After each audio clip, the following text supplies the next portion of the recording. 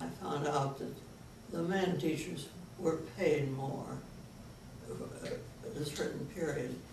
It wasn't based as much on their education as the fact that they were men, and they've got more money than we got. How did you feel about that? Naturally, I thought it was so unfair. The men were, well, at that time, they were being drafted into the Army, and they chose to get a job teaching to avoid going to the service. So we got men that were anything but good teachers. We didn't have electricity in our town.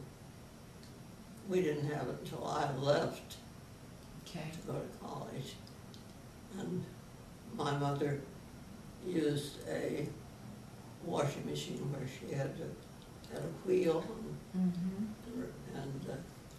we had this second car in town. That's second car, and the first bathroom in town. And it was my birthday. It was coming up on my birthday, and they were going to have a birthday party for me. And my father stayed home from work, and he stayed in the basement and pumped water into the tank. And all the children did that day, instead of playing games, they flushed the toilet. Somebody had left money to our school, and with the understanding there would be no dancing. So when we had our parties, we just played games. I wanted to dance, and my cousin came to visit me.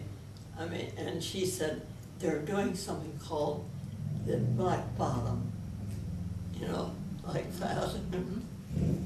We're doing the Black Bottom in the city, and she was showing it to me. So that day, at recess, I was showing the girls how to do the Black Bottom, and the janitor saw me do it, and he reported me, and I was expelled for a day. I would never have gone to church without a hat and gloves. And so we went, our first trip away for any length of time was when we went to Arizona. And we went to a church, and I got dressed up with my hat and gloves.